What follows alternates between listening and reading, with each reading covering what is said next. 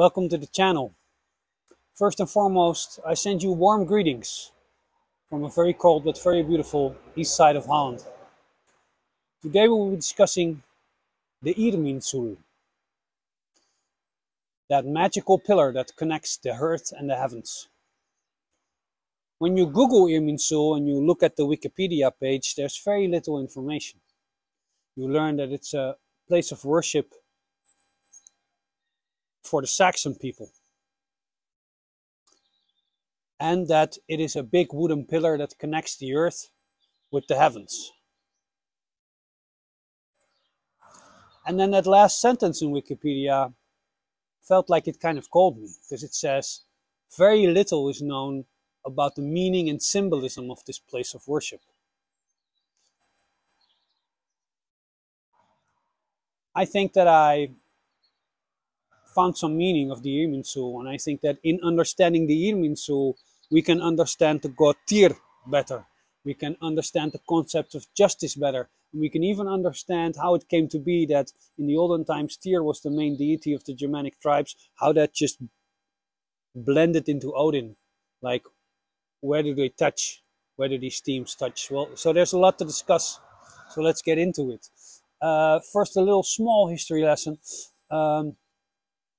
It was this big place of worship, but the Emperor Charlemagne had a 30-year campaign to Christianize the Saxon people. That was about the 7th or 8th century. And in the year 77-6, he burned down the Irminsul. Now, you may wonder why he did that. Well, if you want to destroy a people, you have to destroy their symbols. You have to destroy the source of their strength and their pride. And it worked too, because I believe in 7082 or 7084, this all culminated into the massacre of Verdun, where allegedly the Emperor Charlemagne and his troops massacred 3,500 pagans. It was around those years, so it was about 1200 years ago, so they're still debating about how many people died and did it really happen and was it really that bad. A lot of stuff is lost in the mist of time. That's not that important for this video, because I want to focus on what he destroyed, the Irminsul. First of all, the name. First you have Irmin, and Irmin is an old name of the god Tyr. Tyr was called Irmin, and Sul, well, I don't speak Latin, but in Dutch we have a word which sounds really like Zul. It's called zuil. And the Dutch word zuil means something like a pillar. So it's a pillar dedicated to the god Irmin. Fun fact, in Holland there's actually a town called Ermelo, which used to be called Irmelo, which is actually named after the god Irmin and named after the god Tyr. There's no record of people, they don't know if there actually was like a courthouse or justice being done at that house, and that's why they named it. But it's still a fun bit of information. Okay, so there was very little known about the Irminsul. So I started saying its name. You know that old saying, a named thing is a tamed thing? Like, if you really know the name, and if you say it, you can kind of get a feeling of what it is. So I just started sitting and relaxing my mind. Just sitting. Irminsul. And automatically get the feeling. So I just started and I closed my eyes. And I could almost see the Irminsul in front of me. And I could feel this massive energy. And I was like, what is this thing? What is it?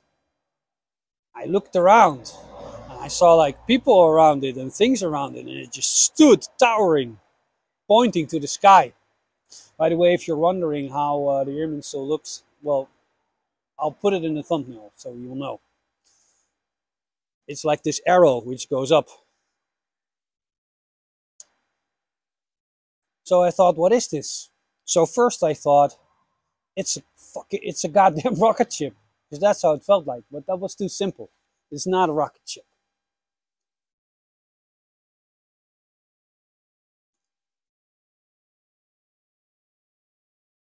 That big arrowy thing called the Irminsul connects to the highest possible outcome and the highest possible ideal for humanity.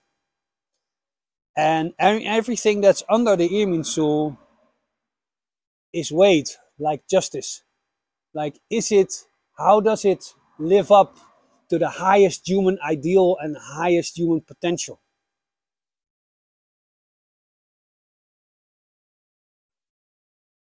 Well, you might figure that if you put your ideas and my ideas and you balance them out, you put them on a scale and you compare them to the highest human potential, a lot of our ideas are not that good, and you probably won't do a lot of your ideas because it doesn't measure up, because it's not just, because it's not justice.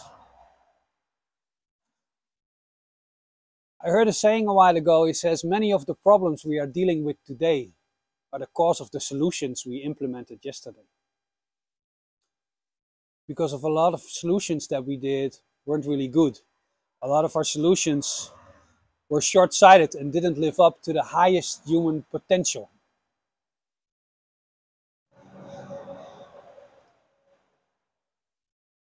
So if you think about Irmin, if you think about the one-handed god, also known as Tyr,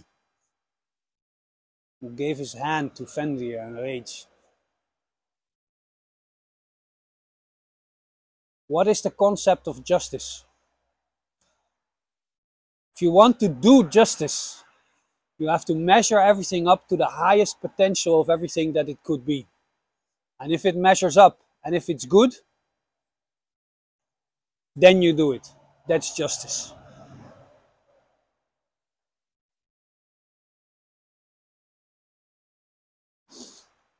Now I want to talk a little bit about Tyr and Odin, because to the old Germanic people in the olden days, it was Irmin or Tyr who was their like kind of main deity, but somehow Odin became their main deity, which is, we understand Odin as one of the main deities, which is logical because he is known as the All-Father. He created the world we live in. He created Midgard. He created us together with his brothers. So it makes sense.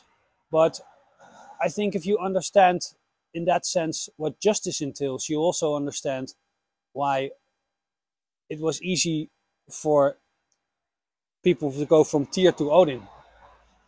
Odin, All-Father, right? He's the father. Like, you look up to him just like you would a father, not only because he's a god. Like when you're a kid, you look up to your dad, literally, because you're small and he's big. You go.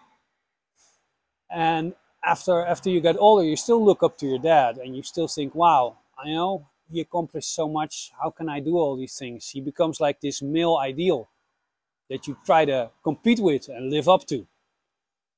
But as you get older, you realize that your dad is, he is just a guy. Just like you are just a guy and I'm just a guy. So you go in search of something else, a higher ideal that you can grasp on, that you can strive to. That becomes Odin. Odin is the All-Father.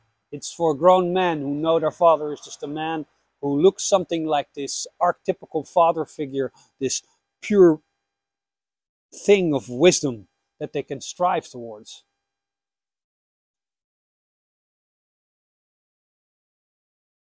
So in that sense, he's also a bit like Tyr.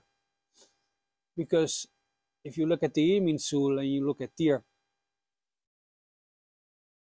it's the highest calling and the highest potential that you measure everything up against. And like I said, Odin is kind of like a substitute for the ideals that you lost when you grew up and you realized your father was just a guy. So he's also, just like Tyr, this highest ideal that you strive towards. So even though Odin is this very multi-dimensional character, literally and figuratively, because he's not just wisdom, he's not just war, he's not just madness, he's this traveler, he's wise, he's magical, he's not good, not bad, just like you and me. There's a lot of different aspects.